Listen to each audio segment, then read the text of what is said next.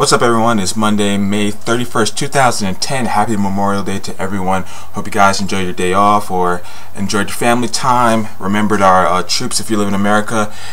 And if you didn't live in America, it's still Monday, and it's time for a Monday Night Raw review. I'm back after a week off now. I took a week off last week. It wasn't conscious or anything. It was just like every day that I wanted to make a video, I was too tired and worn out from all the other things I have to do throughout the day. So I apologize for that. Also want to say thank you to 301 subscribers as of this video. Thank you guys for getting me up to this. I didn't get a chance to make an actual video saying thank you. I thank all of you guys for doing that. I know it's been taking me a little longer to get up to there, but it doesn't matter. As long as you guys are watching and enjoying, that's all that matters. And so thank you for watching. Keep watching, and if you know anybody who would like my videos, just let them know. Alright, cool. And don't forget also to follow me on Twitter.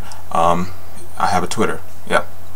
And also, one more thing before we start this review, go ahead and subscribe to my other channel, 131 Entertainment, link down there. That's going to be where I put up different videos, so definitely check that one out. I'm going to be shooting for a gazillion subscribers on that one as a main channel. Of course, I'll still always have this channel. But let's get on with tonight's show. Monday Night Raw tonight was hosted by Ashton Kutcher, arguably the biggest celebrity to host Monday Night Raw, and you know, it was quite obvious that he wasn't there. But nonetheless, I gotta say that he really did interact with the superstars, taped or even though it was taped. He did speak really well. He seemed like he knew what he was talking about, and so that was all good. So overall, tonight's Monday Night Raw, I gotta say, it wasn't good, it wasn't bad. And it wasn't just in the middle. I'm not going to give it that. I think it deserves more than that. It was definitely different. It had a different feel tonight, and I gotta believe it's because of the main event. You know, it had all four of Raw's biggest stars in the main event, which let a lot of the show feature a lot of different talent. And JR just tweeted, I agree with him. Raw feels fresh tonight, like the newness. Truth elevating, Bryan's excellent, Usos and Bourne, yes. Alright, I agree with JR. Tonight definitely felt different. Alright, so Edge is in the ring at the opening of the show, beating down Evan Bourne. Basically, he's talking about how WWE Universe never gave him respect. What is that? Respect. Out comes Orton, all this stuff. They go back and forth like they do basically every week, and it ends with Orton giving Edge an RKO. And that was the end of that. A decent enough segment. Edge definitely was good on the mic, and Randy Orton gave the RKO. The crowd was loving it. The crowd was pretty good all night. Then we have R-Truth versus Chris Jericho non-title match.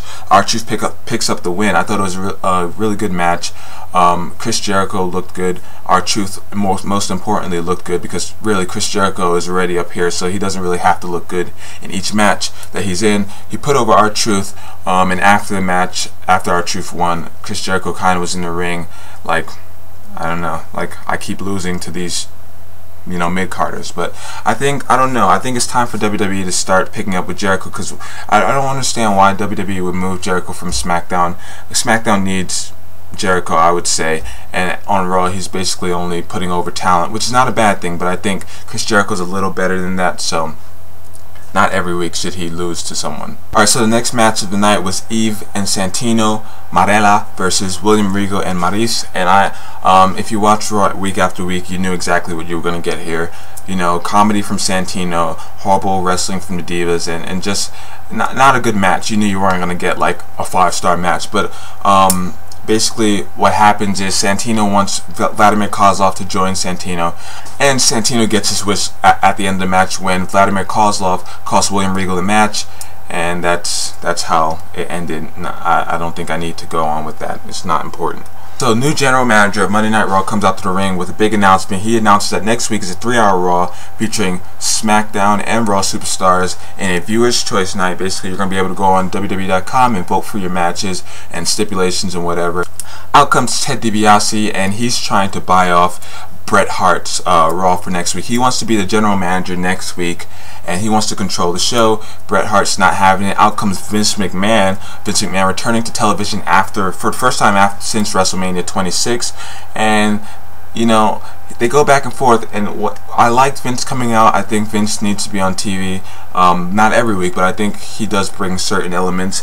Great on the mic as always, and in my WTF video, I named him the #1 heel in the past 10 years, and he's really good on the mic because he can play up to the fans. What I don't want to see is another Bret Hart Vince McMahon storyline, because the first one, it provided closure. that's about it, because it wasn't too good, and their match at WrestleMania 26 definitely left something to be desired. But I gotta say, I'm hoping to God that they're not setting up for a Brett Vince 2, if you will, at SummerSlam. That's not what I want to see, but we'll have to see about that. Alright, so then we have The Miz versus Daniel Bryan. A short match, but Daniel Bryan does pick up the victory. So, and after the match, Miz beats up Daniel Bryan and tries to make Daniel Bryan apologize to Michael Cole.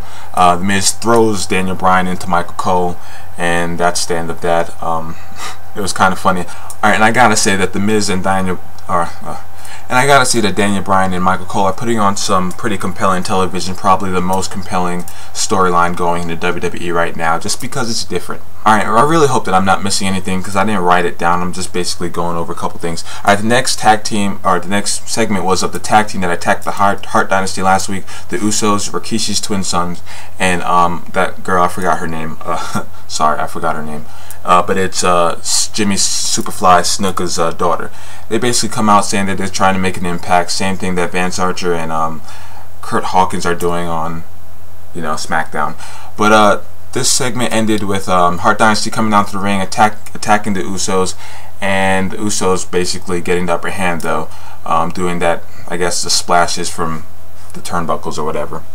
Alright, then, so all night, Zack Ryder and Ashton Kutcher are having this thing going on where it's basically Ashton Kutcher bought off somebody to take out Zack Ryder, and they teased that it was the Great Khali. They teased that it was Goldust and whoever else it was, but it ended up being Alicia Fox. This was a waste of time, in my opinion. Alright, then we have the main event.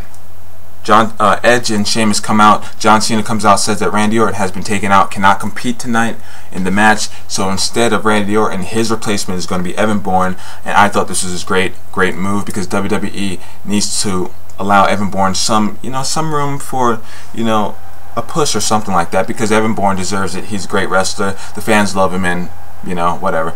So the match goes on. I thought it was a pretty good match, and Evan Bourne picks up the pinfall with a huge shooting star press. The crowd went crazy, and the show, I thought it was a great way to end the show, putting Evan Bourne over, not necessarily trying to push the Fatal 4-Way feud down our throats. I think having Evan Bourne having his moment was a great way to end the show. That was Monday Night Raw. Don't know if it came over well in my review, but I did enjoy it. That's what I thought about that. You guys tell me what you thought about the show below. Alright, and question of the night, tell me what match you guys would like to see next week on Monday Night Raw, since it is viewer's choice next week. You could do SmackDown versus Raw Stars and any dream matches you want to see next week. And I guess that's it for tonight. I'll try and put out some more videos this week. I'll see you guys next time. Peace out.